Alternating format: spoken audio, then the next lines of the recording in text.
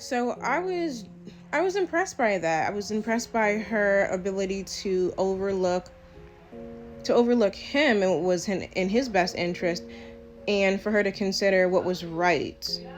Now, she could have just stayed uninvolved altogether when it came to court, but she chose not to. So she gets on the stand, she takes her oath, and she's not my fucking witness. She's his witness.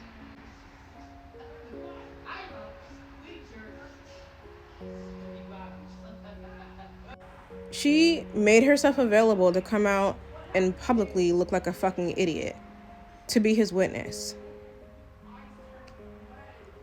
I was flabbergasted.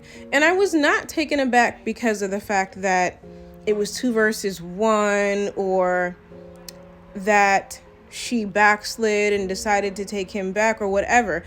I was flabbergasted by the fact that she had conned me for weeks, pretending that she cared about my well-being and my mental health and all that shit, when she ultimately turned out to be weaponized against me.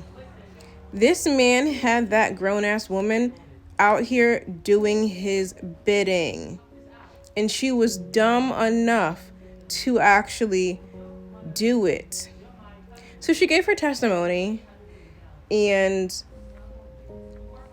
the judge asked her which arm. Judge must have been onto it. The judge asked her which arm was it that was sprained, and she said the left arm.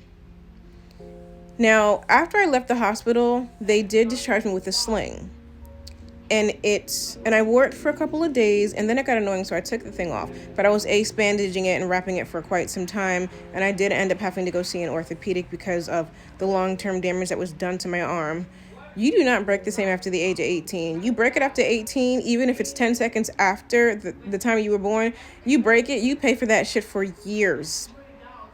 For years. So when I went to court, I didn't have my arm in my sling at all.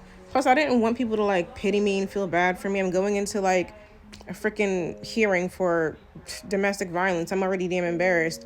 Please don't pity me. I didn't wear my sling because I didn't want to draw any extra attention. So, unfortunately, the witness said it was my left arm when it was, in fact, my right arm.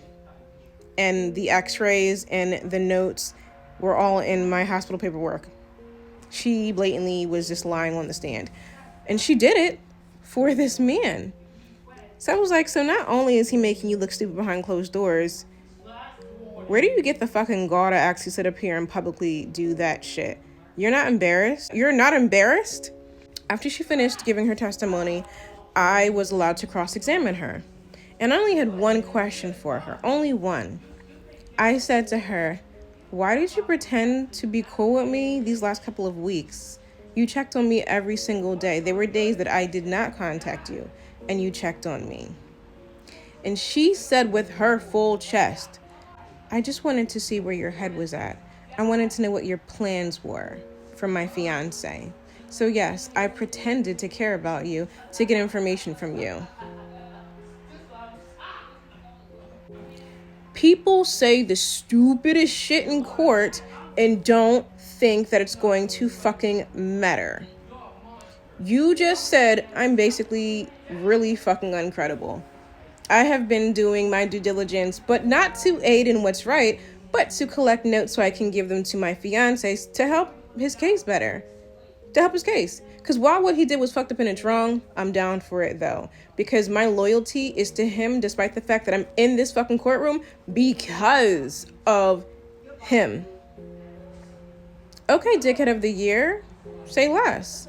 Long story short, they lost and I won. But to sit here and witness a young African-American female, a woman, a mother, sit up here and really go put her head out there like that, well, I was just like, oh my God. And again, at the time I was only 22 years old. Only 22 years old. And I had never seen this shit before. I had never seen this blasphemy before. But it was the first time that I experienced seeing something like that. And I just saw the whole entire...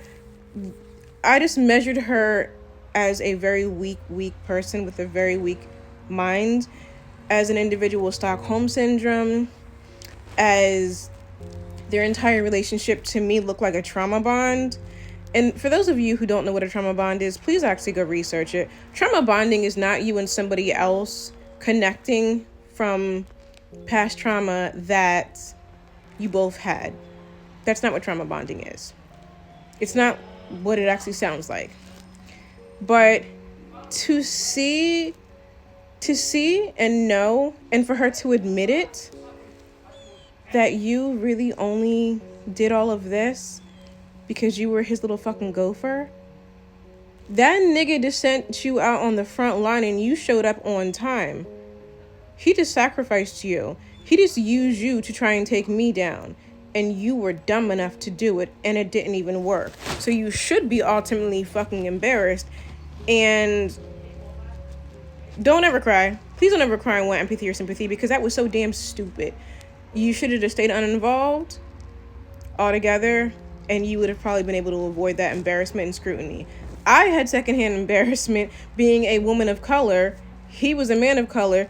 The fiance is a woman of color, and the judge is a white male. I had secondhand embarrassment. Like, this is the next generation? The fuck? What the fuck? But this was all so fucking normal to them, probably. So damn normal. This was a normal thing for them. And I say all of that to say that basically that situation that took place, it's in public records. The restraining order is still very much active. That now, and it took me a few days to actually, come to this conclusion. That is pretty much exactly, so to say, what just took place to me in the last 4 weeks. I'm not going to talk about it in detail, like I said, up until I feel like I am publicly safe, physically and mentally, to discuss it, just because I know that there are people that are watching, that are obsessed and then infatuated, and they want me to shut the fuck up. The hope is that I shut the fuck up. But I'm not, because I'm allowed to speak. I'm allowed to talk. I'm allowed to have an opinion.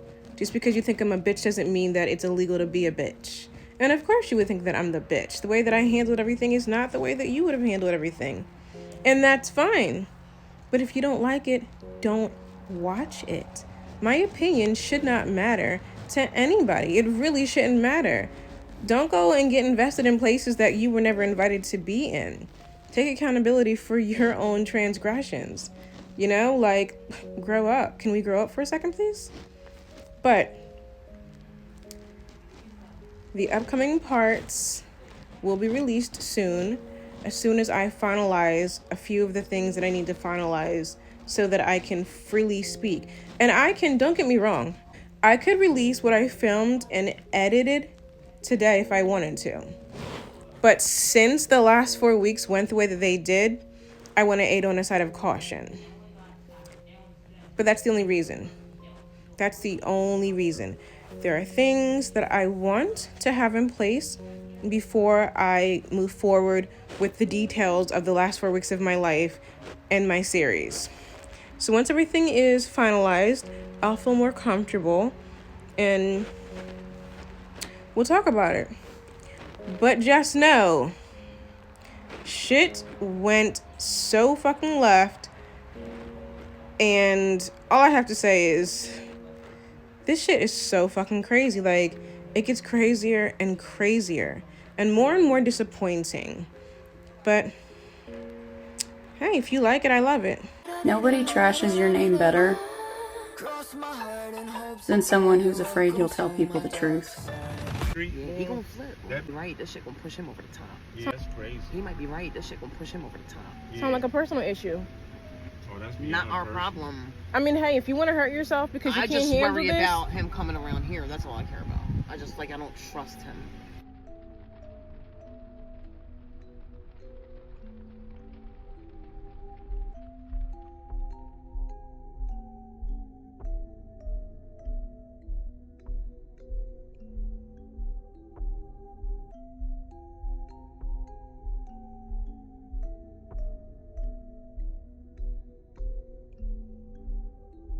Everybody who has done me wrong has gotten their karma. If not immediately, in upcoming weeks to months. Peep, everybody gets their karma. I'm not even on the delivery team. I have nothing to do with that shit. Wrong is wrong, right is right. Again, I say, if you start looking around after you realize your life is legitimately going down the shitter and you can't figure out why, look at the fucking company you keep. Look around at your doings. Look at your fucking behavior. Look at your goddamn gallivantics.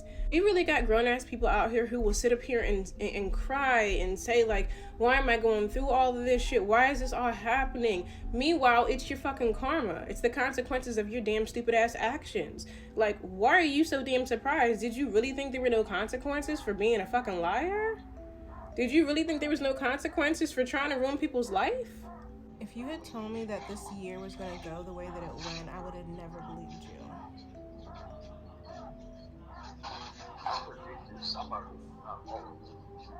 Is it anything like what you expected? Like even close? Like realistically, he predicted about that he was lying about certain things. Like you meet somebody, the terms are love, and they ruin your entire life. Or they try to, in a matter of months. We were just strangers. A little over a year ago, we were strangers. And now look at us. People are scary.